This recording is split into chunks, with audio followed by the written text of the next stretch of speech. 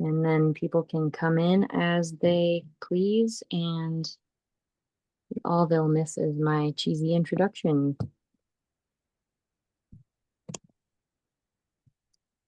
All right. Good evening, everyone. Thanks for joining us tonight. My name is BJ Edwards. I'm the executive director for the Wyoming Food Coalition, and our organization is a statewide nonprofit working to strengthen local food systems by connecting stakeholders and amplifying their voices so that Wyoming producers, consumers, and environments thrive. Our members work to address challenges in Wyoming's food system at every point, with an emphasis on connecting Wyomingites with local food. We'll begin the program shortly, but before we do, please note we will be recording this session. For this reason, we've muted and turned everyone's camera off. Please use the chat function to introduce yourself to the group and to ask any questions you might have by typing 3 question marks at the beginning and the end of your question in the chat. We will do our best to address all questions during or at the end of this presentation. We will also allow folks to unmute and turn on their videos at the end to engage with our presenters. We'll be posting a recording of the speaker series session for later reference for those unable to attend this evening. This recording will be uploaded to our website and will be available for viewing in 1 week. If you wish to stay in the loop on our next speaker series, which is titled Audubon Certifications for Wyoming Ranchers, please sign up for our newsletter, which comes out monthly, and see the links I'm going to place in the chat once I'm done introducing. Tonight, we will be hearing from Christina Villa and Ian McSweeney with the Farmers Land Trust. Christina is a farmer, communicator, and community coordinator who believes that our connection to the soil is directly related to the health of our bodies, economy, and society. With over a decade of farming, communications, and fundraising experience, Christina enjoys using her varied skill sets to share stories and inspire change in human habits and mindsets and improve the food system, climate, and overall well-being of the world. Christina has spent the last several years of her professional career saving farmland from development and securing it in nonprofit landholding structures that give farmers, stewards, and ranchers long-term and affordable access and tenure to it. Ian's life's work is centered on the human connection to land and each other, framed through the understanding that food and agriculture are great separating and connecting forces between people and land. Ian has been a social worker focused on outdoor experience-based education, a real estate broker, and a consultant focused on conservation, agriculture, and community within land development, and a director of a private foundation assisting landowners and farmers through customized approaches to farmland ownership, conservation, management, and stewardship. Ian has also been an active volunteer board member on conservation and all the above that I just mentioned.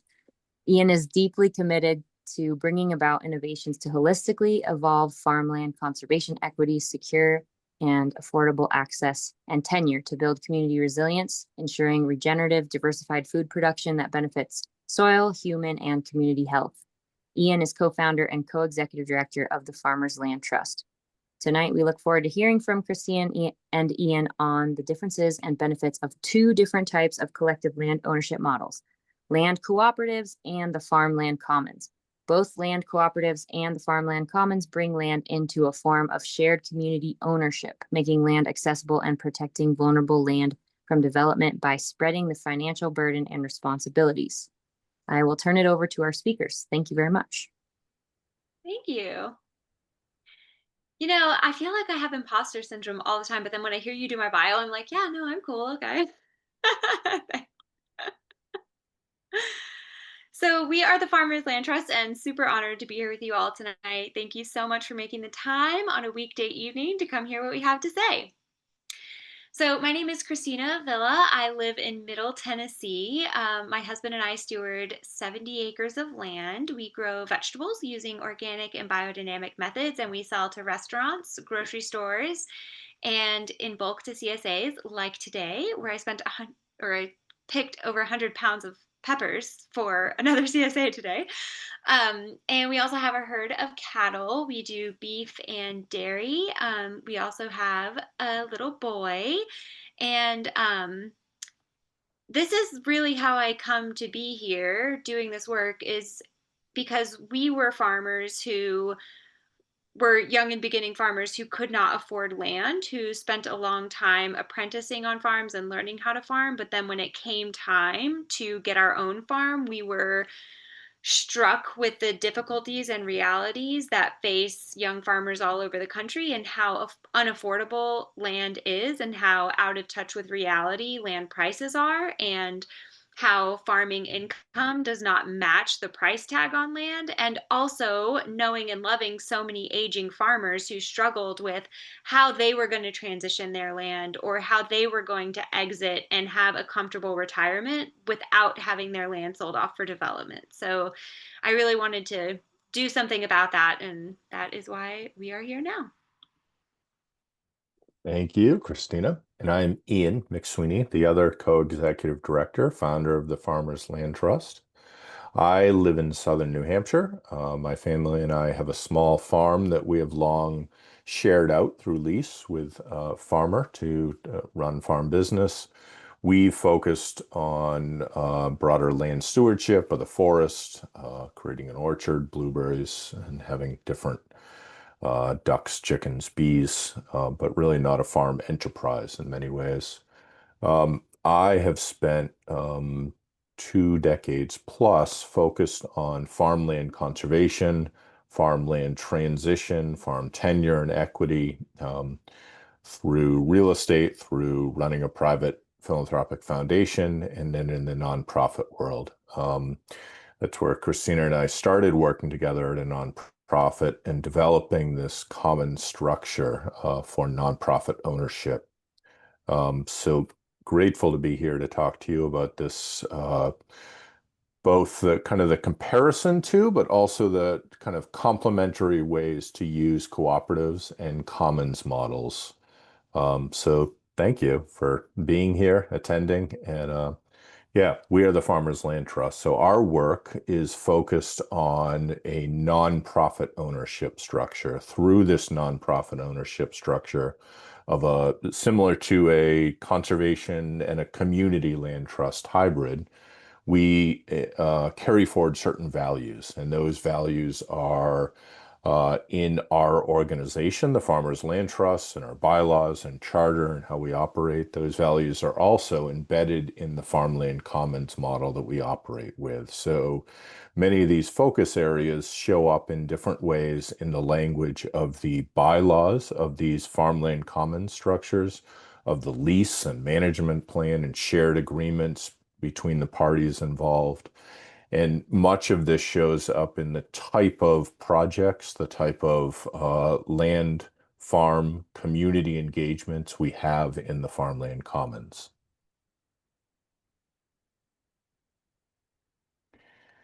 So to start with, I was going to outline some of the land cooperatives versus the Farmland Commons that we're kind of here to talk about in title. And really, there's a lot of similarities between them as outlined in the introduction, kind of certain values and certain kind of pieces of the structure that align around collective decision making, collaboration, shared values, shared responsibilities, shared equity in different ways.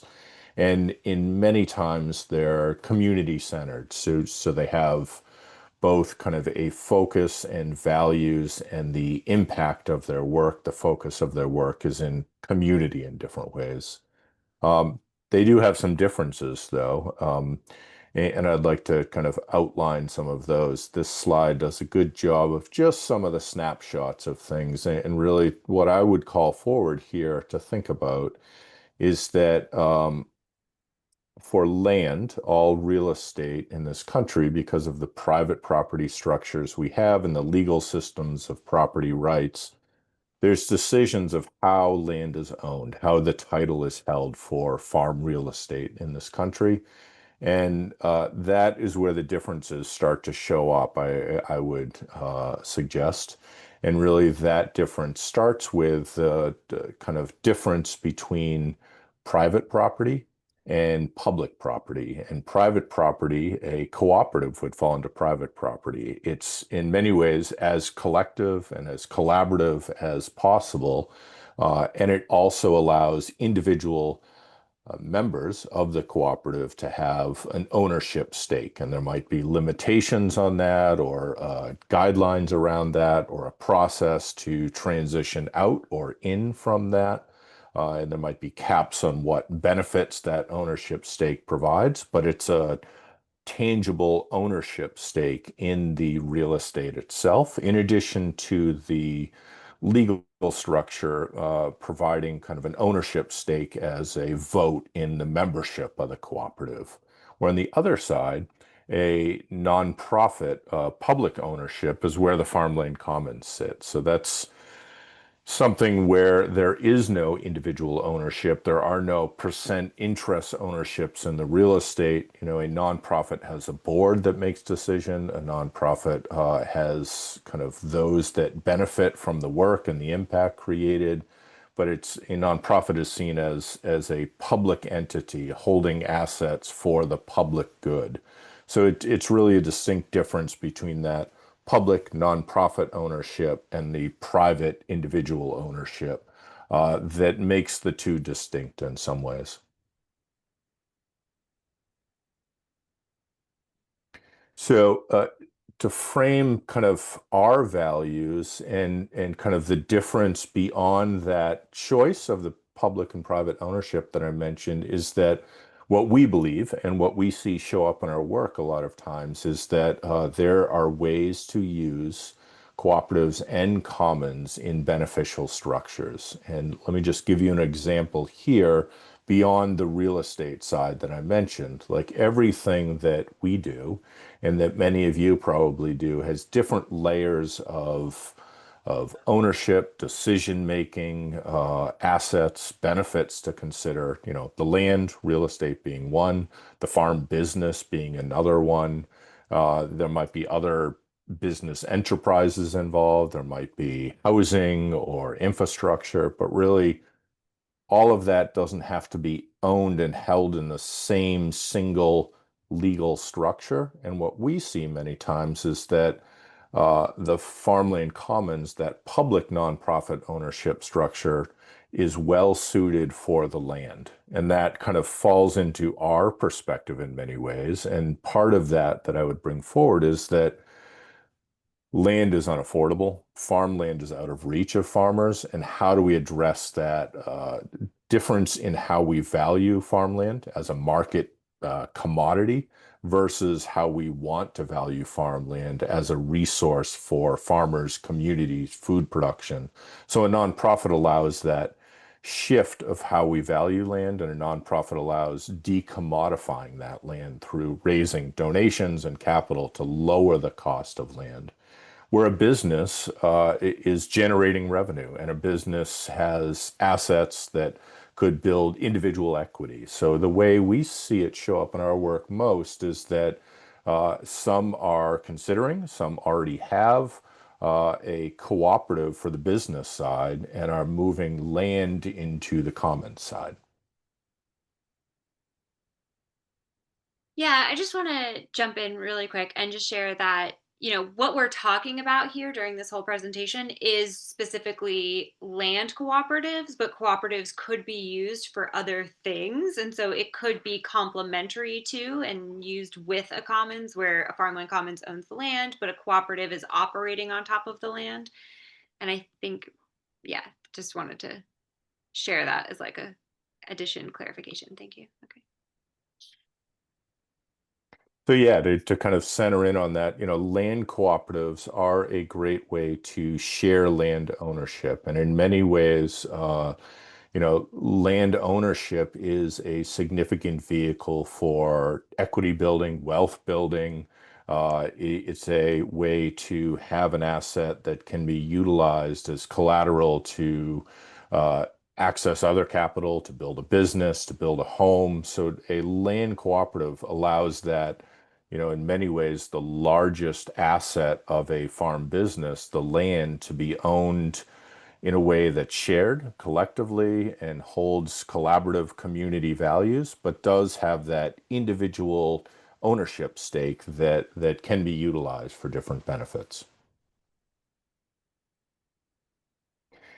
And there's a lot of detail here, but really just to share that, a land cooperative and a nonprofit in and of themselves, but they're both kind of different structures that have a lot of similarities. The similarities are around the governance, the decision making, the values. So a lot of what makes them similar is the language in the different agreements and legal structure of their incorporation and operation. So, there's many different examples and a wide variation of what that can look like, and really to think about different ways to embed individual values in a, practical yet visionary way in the structure is really important.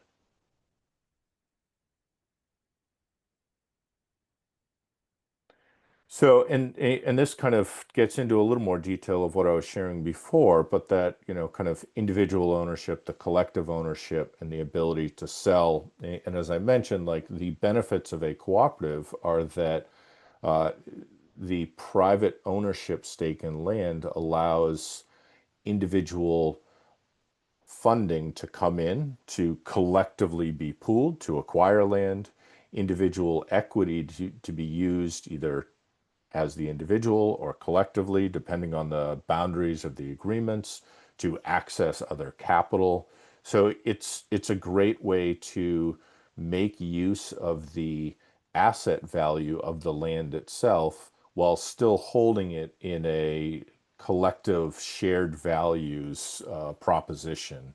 And it de-risks the land from, individual ownership, which is a very risky proposition because as individuals might pass on in life or life changes happened or financial changes happened, that individual may have to sell the land. So the land is at much greater risk when individual ownership is at play, where the collective nature of a cooperative can spread that risk and it can mitigate any kind of life events that might force something, because instead of the land being sold, it simply could allow an individual member to exit and sell their share, an individual member to enter and buy that share in a way that keeps the land held in community for the values intended, but allows kind of entering and exiting of people and capital. Fabulous. Thank you so much for giving us that overview of what a cooperative could look like and is. And next, we get to talk about the Farmland Commons, which is what we do. And just to address one of the questions that I saw come up in the chat, is that this model that we created here at the Farmers Land Trust, this Farmland Commons, is very much based off of and inspired by models from around the world, mostly in Europe, where other organizations have been holding land in common very successfully. We also have a very thorough blog post about that on our blog, if you want to check that out. But to dive into the Farmland Commons, this is a structure that we saw could address many issues, and one of them being that cost barrier for entry to land for farmers, but also the power dynamics and structure and equity at play. So, this model allows equity in various forms, one of those being capital and wealth that can be taken in the future and passed on to next generations, and another one of those being the decision making and power that farmers or community members have. This model is also able to give long-term secure land tenure to next generation farmers, something that a short-term lease cannot do. And all of this is placing land in community ownership for regenerative food, fiber, medicine, flower production. And at the end of the day, all of those things together is how we see land justice manifesting. So that is the Farmland Commons overview as to why and how it does it. So the actual model itself is a 501c25 IRS legal structure, which is a limited scope landholding entity that is only allowed to own land and then lease that land out. And it is created by 3 or more, up to 35 501c3 nonprofits coming together to create this sub entity. So This is a nonprofit structure, but it's not a 501c3 that has all of the same overhead and operating and capacity needs because it is a limited scope landholding entity. Um, the alternative Farmland Commons legal structure is a 501c2, which is created by just one 501c3 parent having this sub entity created. And both of these, both the 501c25 and the 501c2, are both limited in scope landholding entities that can only hold land and lease them out. And so it is with these structures that that leaseholder gets the most independence and autonomy, because these entities, these 501c25 and the 501c2, are not allowed to interfere in the day-to-day operations of the farm or run programmatic work on the farmland. And also, I just want to stress that although this 501c2 exists, that this 501c25 is where we are putting all of our efforts, and most of the farmland commons that are in creation are utilizing this model because it builds resilience in bringing multiple nonprofits together to hold that entity and support that land and that farmer. So, for instance, if one nonprofit were to dissolve and go away, there would still be others there to hold it. If one nonprofit decided to have a mission change or go rogue in some way, that the others are still there to support it. And so this one builds in deeper collaboration among community members, can add layers of support for national organizations and local organizations, and also be more of a resource for the community and the land and farmer.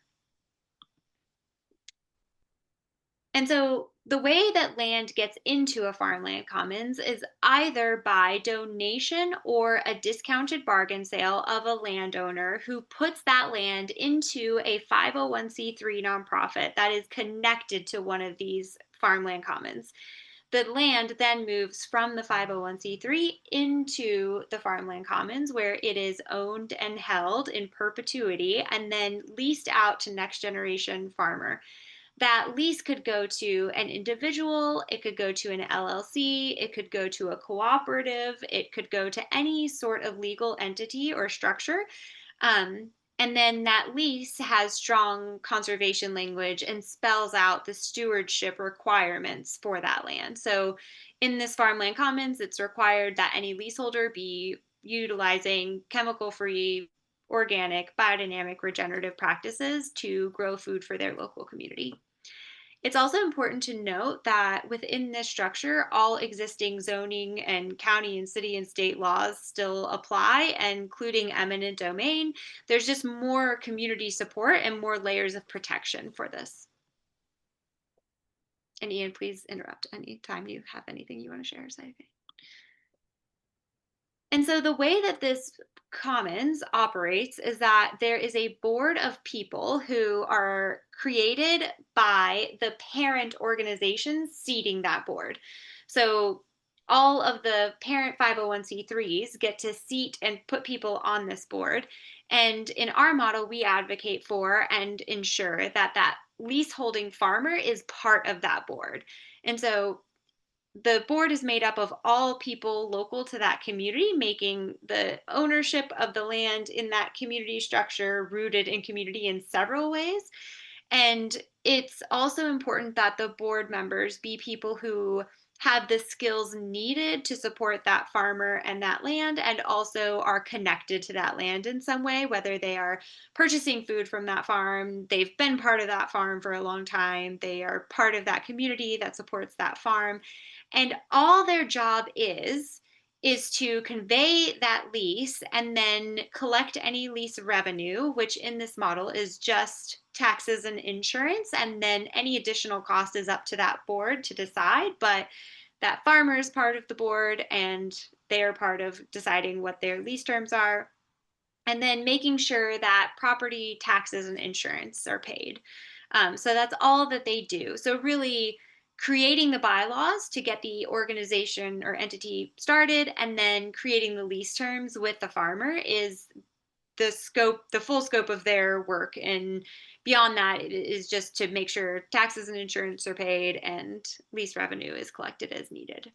So, and just to highlight here, just as Christina is sharing, but that, you know, this model, the Farmland Commons, because we use this limited scope entity, the 501c25, it is far different than the scope and activities that land cooperatives or other nonprofit land trusts or nonprofit land holding structures could engage in. And that is purposeful on our end. There's multiple different nonprofit structures that exist according to IRS.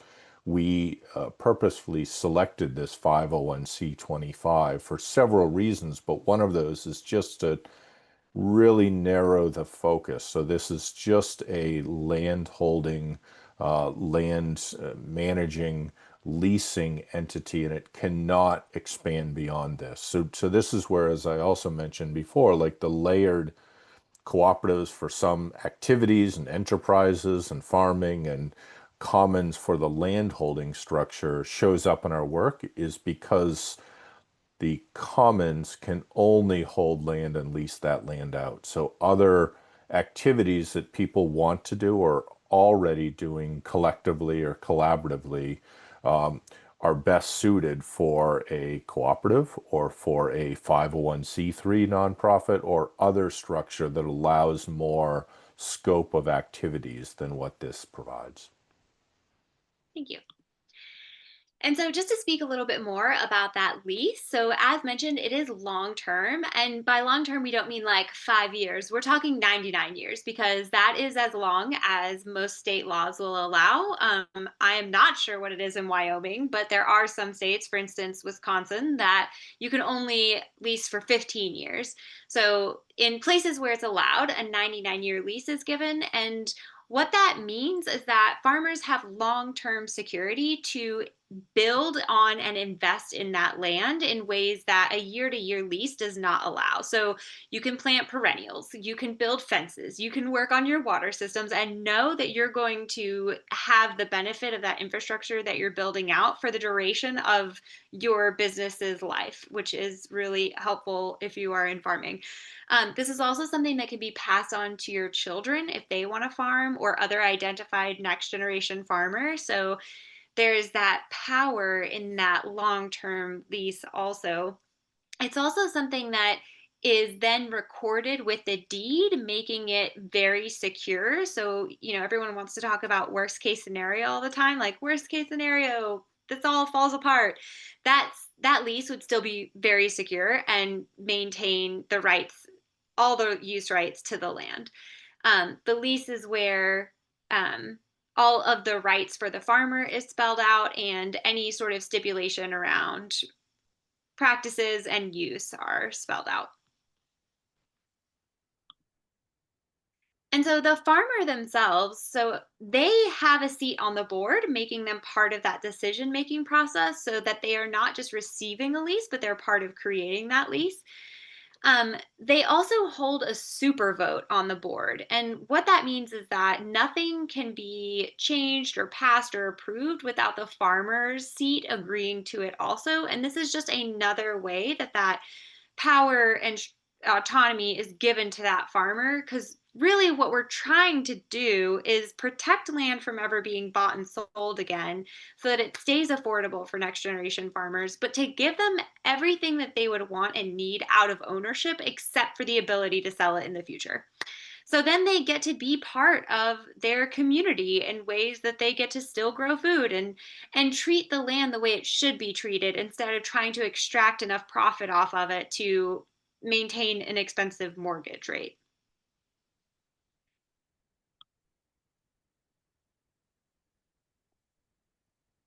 I'm going to pass it to you. All I feel right. like I've talked a lot. So this is an illustration that talks about the process that we go through. So kind of zooming out for a minute, we as the Farmers Land Trust, being a land trust, we are creating these farmland commons models. We're supporting others creating these. We're building open source resources for many to utilize this model in different ways. But what this shows is really, this work is a long and winding path, as it illustrates, and there's many steps along the way. And really, for us in this work, the way we kind of move through this path and along this path is one, with that understanding that it takes time and it's not a straight line forward, but two, really that everything starts with relationships. So building those relationships, bringing together the people, the organizations is central to everything else going forward. And then that all relationships, have the best intentions until something goes wrong, or have the best intentions for everything that's been discussed, but all the things that are unknown or undiscussed, could be roadblocks in the future. So really, after building relationships, after starting that process, it is so essentially important to document everything in agreements, to build agreements around the structure, this nonprofit Farmland Commons, to build agreements around the vision and focus and the values going forward. And then really moving into the transactional work for us, like all of these are set up, these Farmland Commons, these limited scope 501c25 structures are only able to operate as a land holding vehicle. So all of this work for us is set up to address farmland ownership, equity, tenure, and access. And so to make this real, part of it is creating that nonprofit Farmland Commons that we're discussing now. But part of that is also moving farm real estate into that to be owned by the Farmland Commons and then to be leased out to farmers. And that's where a lot of times, we see leases that are going out to cooperatives or individual farmers, for profits, nonprofits, really all types of legal structures and all types of value systems around the leaseholders' legal entity and operational side of things, but they hold a lease. So, this path is just many of the steps along the way. And I would highlight that this illustration is on our process page on our website. There's a number of kind of yellow dots on that that provide template resource documents along the path. And that's part of our real intention is to be as informative, as supportive, and as open source a resource as possible. So, it's the legal documents. It's also the illustrations that guide and convey the process and the needs and the structure. And this is what this is trying to do. Yeah, and it's so funny because people are always asking, like, well, how long does it take to do this? And it's just such a funny thing because this actually looks pretty clear and straightforward, but it never goes just like this. It goes like every other direction and sideways and forward, and you find out new things, and things get in the way, or things take longer than you think. And we're all here at this presentation because we are interested in collective power, collective ownership, sharing, community, all of those things. But those things take a long time. Like working in community takes a very long time. At the very basic level, just scheduling many people to do something at the same time takes a long time. But then, even if they're people that you are fully aligned with and on same value principle level with, things just take so long to agree on and move forward with. But yeah. So this is exciting. These are all the Farmland Commons that are happening all over the country, and you're actually the first people to know about it because we're not making this public until Tuesday. So here's our map of active projects, um, and really, the model itself is so dynamic and flexible and accommodating to so many different things. So, the red dots on this map represent farmland commons, of course, and some of them are aging, retiring farmers who are looking to not just protect their land from development like a conservation easement would do, but they also want to ensure that their land and legacy is passed on to the next generation and that their land is going to be stewarded in regenerative ways for perpetuity.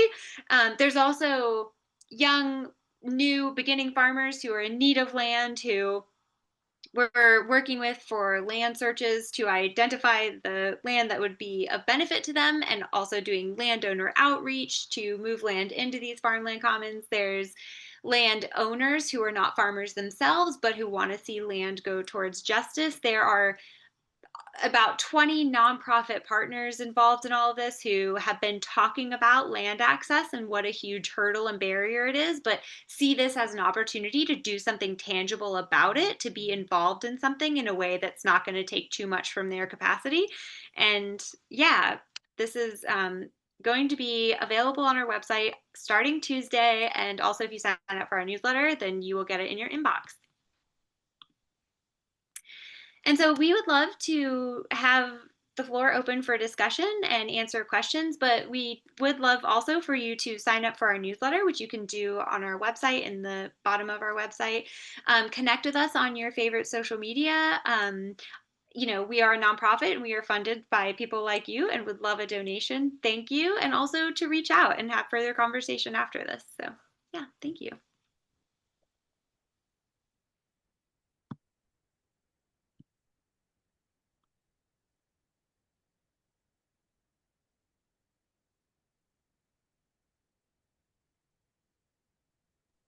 Awesome. I think that I adjusted it so that everyone can unmute and turn their video on.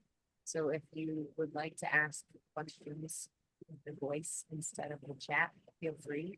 But until we start getting new questions, just so we have it accessible on the recording, would you mind going through some of the questions that have been asked and orally answering some of those?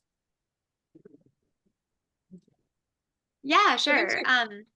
Oh, I just jumped on, but go. I don't want to interrupt. Yeah, no, please, you go.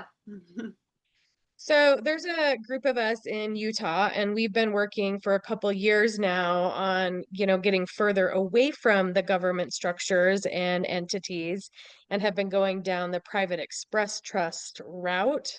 And also Zell, you might be able to jump in on more information. She's on the call as well. We've got an organization called the Heart of Gaia.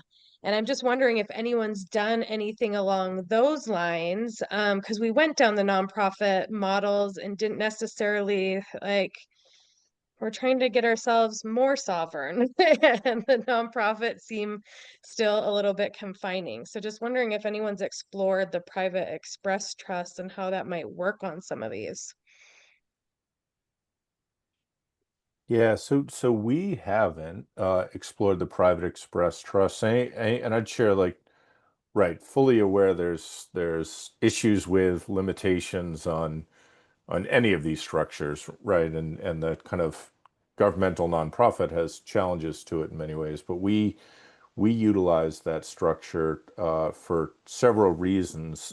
A few are that we are fundraising for whether it's for a discounted purchase of farm real estate into one of these structures, whether it's for just the endowments, reserves, project costs with a donation of farm real estate coming in. All of that requires fundraising for us. So being a qualified 501c3 organization allows us access to different grants and private foundation support and individual donations that are significant. More so than that, I'd share that both the financial charitable benefits for land owners donating land in or discounting their sale price of land in are significant when a nonprofit's involved. And for many landowners, there's a significant amount of kind of trust and credibility in nonprofits and nonprofit land trusts. There's criticism as well, but there's been nonprofit land trusts for 140 plus years that have owned land and carried forward land for the values that they initially took it in for. And there's very few examples of that that are not, you know, individual generational families or indigenous land that somehow was still held, of land being held for that amount of time and still stewarded, still cared for in those values. So, nonprofits do have a kind of place in our culture and world in the US for funding, for credibility, for land transition, for just that culture. There's conservation land trusts that are receiving tens of thousands of acres every year collectively across the country, donated into them primarily for kind of conservation, open space, natural resource, land legacy values. But there's already an active culture of support in land and money for land trusts. Oh Yeah, yeah, I that was like I was plugging it into Chat GPT, seeing like how they could all like kind of marry together too while you guys were talking, because we went really down this rabbit hole of private express trust and like alloidial titles, even. And so there's just so many legalities everywhere, that can benefit or that can hinder. Right. yeah, I mean, definitely pros and cons to all the things, of course. Like, there's no good way that we've come up with to own land, really. But, this structure is not operating like a nonprofit. Like, for instance, like, because it's those parent nonprofits that are creating this sub entity, the parent nonprofits are still being subject to those same IRS oversights and, like, budget, annual, like the reporting and so forth. But that C25, because it's kind of like a caveat sort of thing where it's just submitting its budget up to the parent nonprofits and not having to go through all those hoops themselves. And then the lease conveyance is where those rights are given. And so it's just a different sort of thing that you're not being subjected to all of the same things that a typical 501c3 would be. And for instance, like, the C25 they're allowed to discriminate, like there are just things that give it more freedom. And so how we're using that, just to clarify, because I think that word can have very negative connotations, is that like, for instance, in Washington, the project that we're working on there is focused solely on biodynamic agriculture. And so, like, it is saying, like, we're only going to focus on this one type of thing and, like, benefit this certain type of people and so forth. So, like, there are differences to it. And knowing that you've gone down a rabbit, your words, I mean, I don't know what you've done, but, that maybe that the C25 was not in that exploratory because it's not a typical nonprofit. It's not a 501c3. It's different. So, but also I have to ask, I know it's so annoying when, like, people are like, "Oh, you live in that state, the millions and billions of people who live there. Like, do you know this one?" But I also just spoke with someone named Chandler recently from the Utah Food Coalition. And do you know them? No, you No, don't. we're Okay. down in southern Utah, so Okay. we're a little more remote. Okay, well, they were super interested in all these same things too, and, like, have a network around, like, local food stuff, but also young farmers and farmland and all these things. And we're, like, reached out to us with interest in this. So if it would be of interest to you, I'd be happy to, like, connect you for, you Yes, know. definitely connect. I mean, we've got quite a good little community going, and we're making some announcements actually on Saturday on what we've been working on, with our lawyers and stuff like that. It's been a group of us women working on it for a little over 2 years now. And so we are all for more people for the common goal of stewarding the land and creating sovereign communities. Yeah, it's so Yeah. cool. I love that it's all women too. That's so cool. But yeah, Chandler is a woman.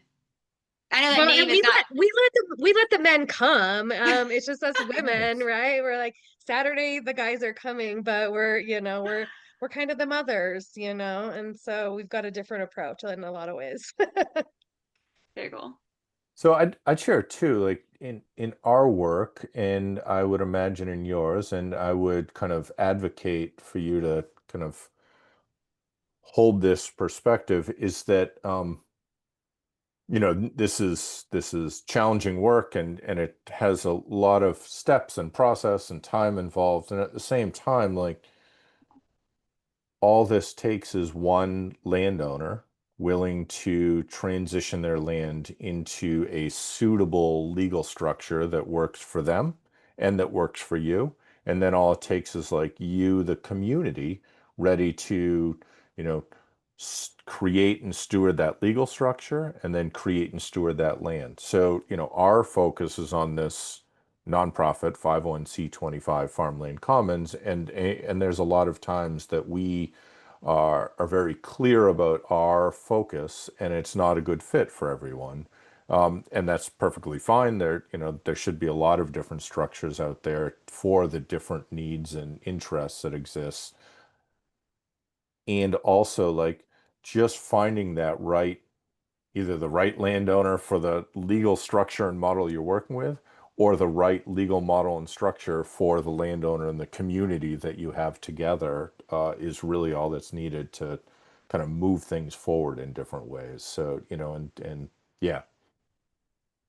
Thank you. That's very encouraging because a lot of times it can be a little discouraging, right? And the rabbit holes and the lawyers and the different things like that. We're like, we just want to go out and grow food and love each other and love the land. And why is this so hard?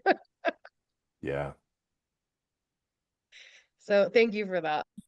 I'm gonna ask a few questions. Christina, if you can share that contact info for Chandler, that'd be great. I was going to send you an email. I'll send an email connecting Perfect. the three of you. Yeah. Which thank you, because BJ had sent a registration list ahead of time, so I think that included people's emails too. So I'll use that to do that. Yeah, it was awesome timing, as I saw Ian make a post a month or so ago, and either like Latitude or one of the regenerative Facebook groups. I was pretty excited. The part-time position I applied because I want to learn more. And so a question, like, if there was maybe farmers interested and wondering what to do with their land, and wanting to figure out what the next step is for them in Utah, where can we look? Where can we find farmer landowners who might be interested in something like this? Yeah, I mean, definitely the best way is to, presentations, networking opportunities like other conferences and so forth. And what we always share with land seekers is that you cannot look on the market, and instead you need to find landowners before they get to the point of crisis, either life event or financial, that they have to sell on the market. Because when land is not on the market, then you have the time to creatively put your funding together, bring your groups of people together, line up everything that you need to move forward with it. And a landowner who is patient and willing to wait the time that you need to fundraise or bring your community together or get whatever documentation you need in order is going to be just so valuable. And a lot of landowners do want a different future for their land, but they don't know that this is an option. And so raising awareness for them ahead of time is great, to know that they don't either just have the option of putting their land on the market or selling it or letting their children inherit it, but that there's this other way forward. And so in some cases where we're working with farmers to find land, we are telling them, put a point on a map and say how far away from that point you're willing to be, either mile radius or driving time distance, and then find out what land parcels exist that fit your criteria. So how many acres do you need? How much of it needs, how much of it needs to be flat? What sort of water do you need? What sort of infrastructure do you already need? Most importantly, what sort of zoning and regulations are what you need, because getting that changed is difficult and you would rather it just be what you need up front. So like finding those stipulations and then finding the parcels of land that match that already, and then doing outreach to those landowners. So, it's public info who owns what land, like you can find out. And so, putting together a 1-page short letter that gives a little introduction of yourselves and also a little bit of the vision, but it's also really vague and nebulous so that they want to learn more. That's like an introduction for, an invitation for a future conversation, can be a great way to just like open the door. And you've got to be okay with hearing rejection and no, because that will be most of it, but someday someone would say yes. Okay, so I'm just jumping onto this with Jen's group here, so I'm pretty new to it. But, I know that Jen's starting to look at land right now, she's been dreaming for longer than I have. And but land is unaffordable, it's very expensive. So you're saying that, like, with these different legal structures, we could approach farmers that might be willing to sell their land because they're about to retire or whatnot, and that they could pass it along to us, feeling better about the land, that it's going to be maintained that way, and then sell it to us or give it to us at cheaper, than if you're buying it outright. Like, I mean, it's just kind of like a way to be able to afford this land you couldn't have done otherwise. Is that right? Yeah, I Well, mean, especially aging, retiring farmers, like, what is of value to them?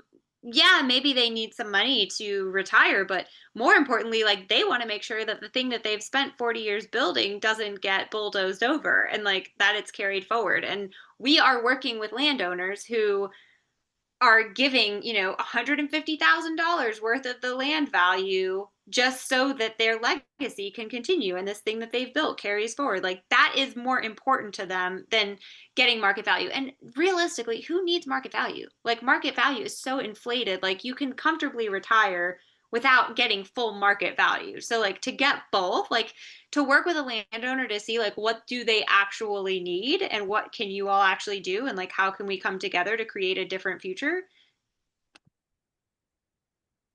so I'm gonna go on I'd mute. add too, though, that like, right, as Christina framed, like there'll be many no's, there'll be many people who either want to or need to stick to as much as they can get for the land on the market. But finding, it's a numbers game. So finding those few who do have interest in a larger pool is definitely possible. And we see that all the time, but it takes a lot of effort of, mailing landowners, individual cold calling landowners. And I'd share like developers do this all the time. Like, landowners of a certain acreage in certain areas that are, prone or at high development areas, like are getting multiple letters monthly from developers, realtors, others with offers to buy their land. So, you are just using that strategy, and instead of kind of offering a market price, you're sharing your values and vision for what the land would be. And for some landowners, that's going to line up. And for some landowners, they'll have the ability to sell for less or donate or something. For us, and what we've seen in our work is a big part of that financial piece, when it's possible for them to donate or sell for less, is because it is a nonprofit that we operate. So anything less than the market appraised value for their property can be a tax charitable benefit for them, and it can offset their tax liability they might have from selling other property, or from selling, from the discounted sale, they'll receive some proceeds, or from selling a business, say if they're at the time of retirement. So, at certain times in life or certain income brackets, landowners are looking for ways to reduce their tax liability. And a donation of land or a discounted sale of land is a great way to do that, but it only works when it's to a qualified nonprofit. It's also, I mean, that nonprofit thing, another reason, so like touched on the tax thing, is that, most of these people who have held on to land for not, 10 years even, or in some cases 40 or 50, is that they bought it at such a low rate, like very cheap, and now them selling it at astronomical prices, like the capital gains that they're going to have to, even if they, even if they're not wealthy people who need to offset their taxes, like the capital gains that they're going to have to pay on just this land sale is so immense that them offering a discounted sale to a nonprofit is the same as if they were going to give that money to the government. And so instead, they're just not getting that money, and it's going to this nonprofit instead of them having to pay it to the government anyway. So it's just like it just makes sense to use the structure in many ways. So the same with that, like it's public record who owns land. It's also public record when land transacts, is bought and sold. So you can find out how long someone has owned land. So, someone who has owned land for 30, 40 years or generations, um, they have that reality that Christina was painting, where they bought it for, pennies on what it's worth now, and they likely would have significant capital gains at the time of sale, and they may not have, huge mortgage debt on that. Like, that might look quite different for someone who's bought land in the last 10, 15 years. Like, they might owe as much as the market will, provide in a sale to them, or they might, have bought the land and then built new barns and infrastructure, and it's really an enticing farm property that you're looking at, but a lot of that might be debt that has to be, you know, paid off, and that's why they need to sell it presently. So it's finding those things that are kind of long-standing farms, helps in that equation. It also helps that many times that's where we see people's heart connection to the land. They've spent their life in the land, they've stewarded the land for their life. Maybe it's been for generations. They want to see it continue, and they may be far more receptive to your proposition and your vision for the future than someone that just bought the land a few years ago. I love it. That's awesome advice. I think it's a great way to stand out from all those developers. Everything you say, it hits head on, that their heart is in the land and they want it. It's actually kind of like a win-win situation. It's cool. Oh, it can be. And in some cases, like Christina touched upon our work in Washington, like we have cases like that and elsewhere where farmers that own the farm are donating or transitioning their farm into this model, and they're staying on in a life estate. Like, there's a house and they want to live out their life in that house, or they want to continue to live there for longer, but they either don't want to or physically can't farm anymore, so they're needing to or wanting to let go of the act of farming, the farm infrastructure, the land base, but they would love to live out their life in the house and have the yard around that, or some slower transition out of the house in that way.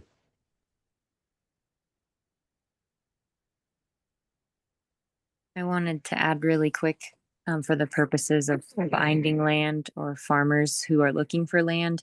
A lot of states have land link programs and maps, and I linked to some national level ones and some state level ones. But the Food Coalition has a Wyoming land link map on our website, and it's been successful in linking up people who are trying to offer their land for farmers and people who are seeking land. So that's a place to look as well.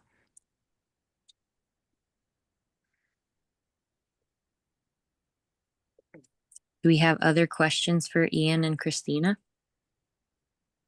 Well, since I've got you on the call, so that's your nonprofit does kind of help through that legality process. Say we were to find a farmer that wants to sell our land so we can start, continuing to farm it and do community living on it.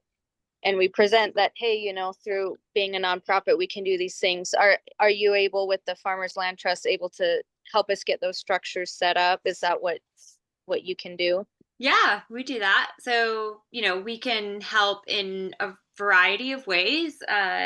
In some cases, we are just doing that, like providing support and helping set things up and walking you through the structure and the legal agreements and so forth. And then in some cases, like, we are one of the nonprofits that are joining you and other community members and other nonprofits to create that Farmland Commons, to then like be part of that structure. And really, like, that's a sliding scale. So like, that was one end of the spectrum and that was the other, and then there's like everywhere in between, and happy to support in any of those ways. There's also an application on our website that you could just look through now and then walk through and go through when the time comes, that would share information and then help us decide like whether it's something that we could move forward with. Like, we are a small national nonprofit, so we get to be really discerning in like where we work and how we engage. Like, are you guys farming?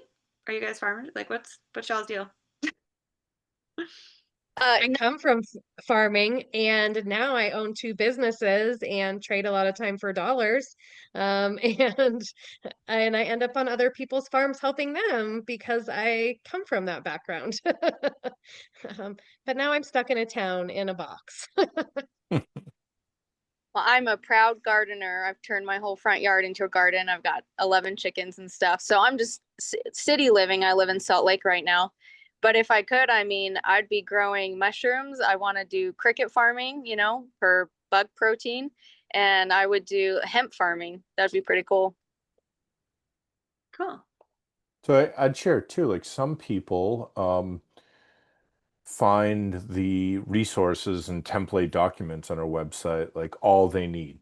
You know, like there's a template lease, and so or there's the bylaws, and those bylaws are for the Farmland Commons nonprofit, but a lot of language and values in those bylaws and in the shared agreement document are great to fold into any legal structure. So they could be great for a cooperative. They could be great for any type of legal structure to really get at this value system if it aligns with you. But so some people, you know, see those resources and we never hear from them, or we hear years later that they use something, you know, we had, or they find those resources, they, you know, dig into the lease, say, and they have questions, and then they reach out and want to have a conversation just to get their questions answered so they can then use that document themselves.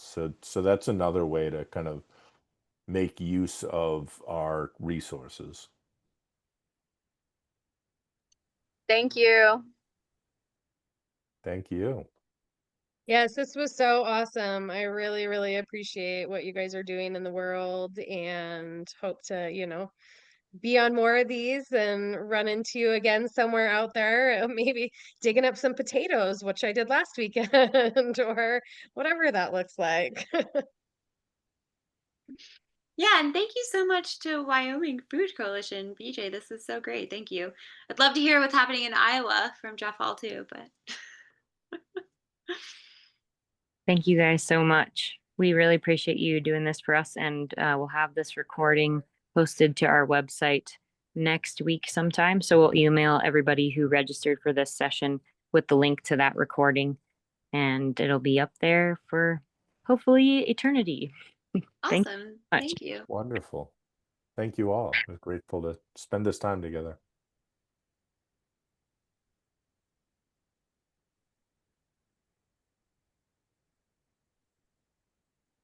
I'm gonna stop recording.